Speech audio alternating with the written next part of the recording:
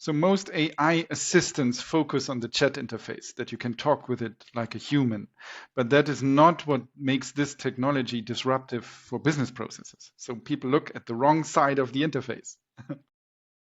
I love this topic, David. And just for everyone joining, David is my co-founder and CTO here at Vylos. What we're trying to do is really demystify AI and tackle the realities of current AI and technology, and in a short, ready, easy to digest segments that will be accessible to people that might be at different stages of the journey. So, although both David and I have done a lot of AI implementations, consulting, and workshops, for these, I'll kind of take the learner's mindset, and David will be the expert. He's smarter than me anyway, so it works out. And then the other thing is that for anyone watching this, if you would like to get a real nice benefit, every month we're going to give away 5 free Vylos AI audits, meaning that you can sign up and use our tool to go through it, already give you some great feedback, and we will choose and handpick 5 each month to do a 30-minute free strategic consultation. So with that being said, David brought up an awesome point about the way that chatbots are being used and how we can go further. So David, I would love to hear your thoughts on what you're seeing, like the mistakes you see people make, or like what the common issues are that come up. Yeah, so we see that companies really want to adopt AI technology, and they really want to have the transformation everybody is talking about, and they think AI can automate everything now.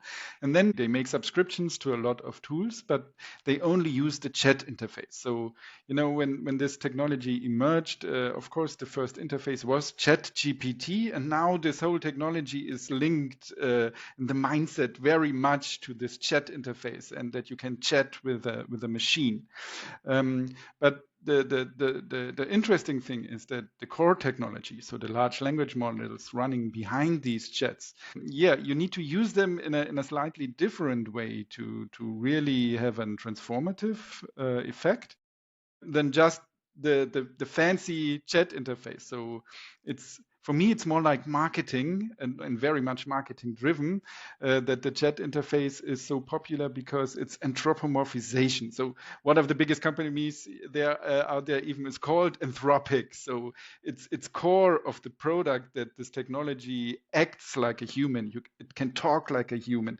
It uses the terms like and when you communicate with it, you treat it as a person, as a living entity, and that's part of the product, but that's only part of the chat product.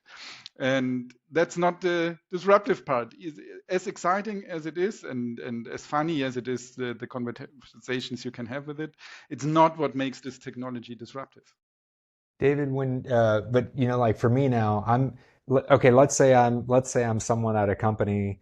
My IT team just gave me a chatbot that answers frequently answered questions. It makes me feel smart. It makes me feel like I'm running some things. It lets me interact with it, and okay, I spend a lot of time asking it questions, and I'm not bothering my team with those questions. But so, what makes that not productive? Because that seems to be saving my team some time. Yeah, of course. If you use it right, and if these chatbots and assistants are set up correctly, like with a knowledge base, a RAG pipeline, which really provides you your knowledge in your domain, then they can raise the efficiency of your daily work. Like, yeah, of course. So before you have to go to the email and read through it, you can summarize it, or it's really like then the so-called Google search on steroids. So you don't have to look through the sources yourself.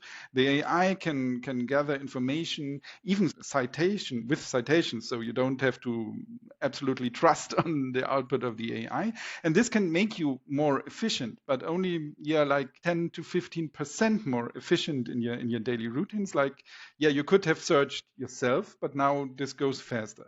So of course there might be an efficiency gain if you really use it right. Sometimes, and I always say, don't talk to a button, because when you need some information and you could have an automation, which is a good old click and you get it, then probably it takes longer to type a message in a chat interface than clicking a button. There are even in some industries you measure how a user interacts with the system in terms of clicks, because every click costs time, and every click is a friction in your system. And if you are on this level of efficiency, then having to type 200 signs in a chat interface before I get the information is way less efficient than just clicking a button. So there it could be even less efficient. If you do it right, you get some efficiency. But the transformative part would be that you do not ask this question at all because you're no longer involved in this process. It's handled in the background by the large language model technology already. And so this is the difference. The one thing makes you more efficient in your process. The other thing is you don't have to deal with this process at all. So if I'm hearing you correctly, I mean, I think there's a few things you threw out, like RAG as retrieval-augmented generation, Yes. right? So that's about using a baseline of text or information sitting in some kind of database, then pull and translate things for people that are looking for it. Is that kind of what you mean? Yeah, of course, I'm not a big fan of this anthropomorphization in general. So to make a large language model efficient, it needs to have some domain knowledge for you. And sometimes this information is not publicly available because most tools now can do web search. If there's a homepage, they can look for it and search it, all fine. But if you have some information sitting on documents which are only in your network available or on your SharePoint or on your document management system and so on, and you have a vast amount of these documents, then it gets hard to feed this into the large language model. And so large language models only work with context. So the text has to be somewhere in there. And if you have too much information that this can fit in one prompt, this is why you always have these windows like 1 million tokens or 240,000 and all this. This is why it's so important. The more information you can stuff in this context window, the more knowledge you can give this large language model on the fly. And so that the large language model can retrieve this knowledge, there are different techniques on how the large language model can execute a tool so that it can get the information in the current conversation. A lot of RAG systems are vector databases where you can perform semantic search, means the large language model can formulate a search term like, oh, my user wants to know what the bug report 123 was about. And then and in this kind of text-driven search, a vector database can find hopefully relevant information. Funnily enough, I see a lot of companies where these semantic search databases would be already the solution to most problems. It's around for quite some time, and if your agent, if your employee just needs some information and you have a vector search database with semantic search, then you can type in the questions there and get the no need for a large language model in between. It only makes sense if you really should summarize more of these documents, go over more documents and have a more elaborate search, then this makes sense. Of course, there are also traditional ways that you can give access to the large language model to a database, so it can query databases as well. No need to always go for the big rector whatever solution just because it's the shiny thing right now.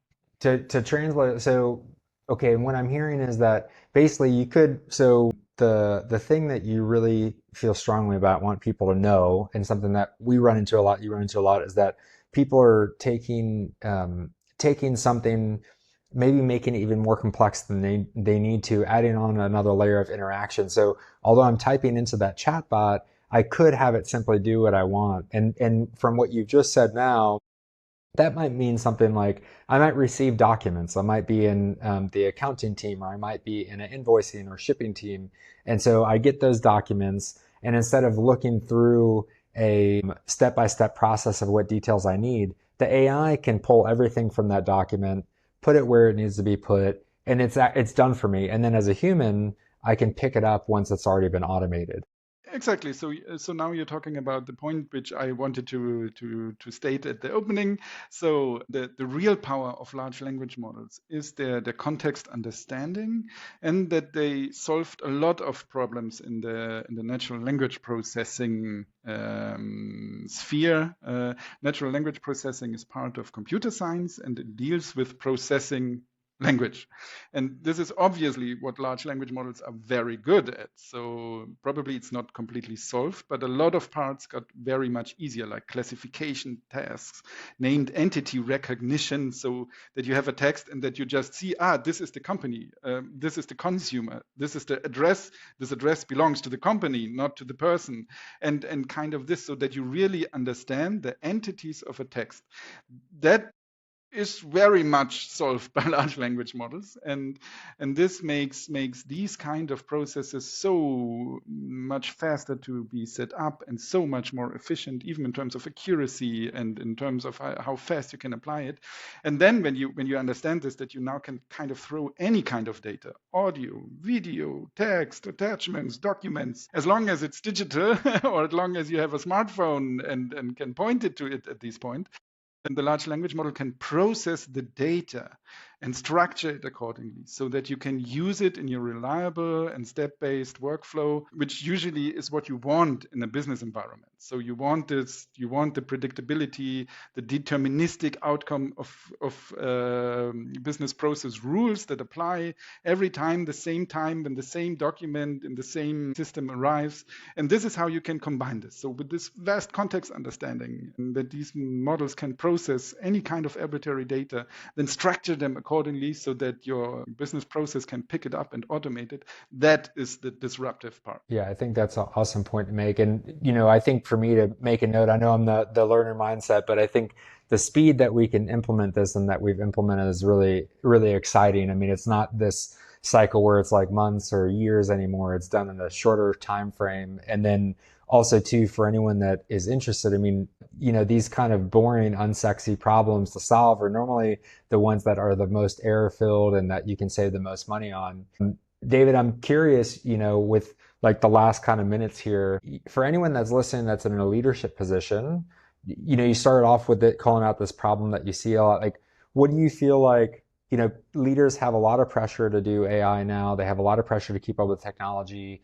What would you recommend someone in a leadership position? What first step should they take? It's a change in the mindset a little bit. So you have to go beyond this chat interfaces and really understand where this transformative strength lies, because this will help you to identify the processes where you can apply it fast and with a high impact, and still are probably not in the most security, most sensitive workflow you have. But there you can apply it, you can learn how to use it, and you will instantly get an impact where you see the effects. And from there you can scale it and iterate over it and apply it to more cases you will find there. And this is the best approach we apply and which we have seen, which leads to transformation the fastest way you can imagine. Yeah, so I think just to wrap up, and I love what we talked about today. I think it's really going to be helpful for a lot of people based on our experiences with, across these conversations that we had. So I think if you're looking at a process, ask yourself if a bot will create more clicks, if a chatbot will create more interaction or less, right? That if it's really just supplementing someone's mind or actually transformative in doing it. And then I think the other point that you made, which is another really good one, is, that folks, when you're looking at a problem to solve, don't make it the very hardest one on the very start. Don't make it the one that has, complete access control issues or personal data issues or things like that. Make it one that's kind of frequent enough, but also maybe safe enough to try out on, because that creates a lot of momentum in the process. And then just to wrap up, again, for anyone that's listening, we have this free AI audit. We're going to pick 5 people to do that with. That also gives a really nice guideline because it invites you to think of it from a revenue, an operation, or an error-prone standpoint so that you can bucket those tasks as well. With that being said, this is our weekly thought, and thank you all for tuning in. If you have any comments, thoughts, questions, feel free to write them, and we'll do our best to answer.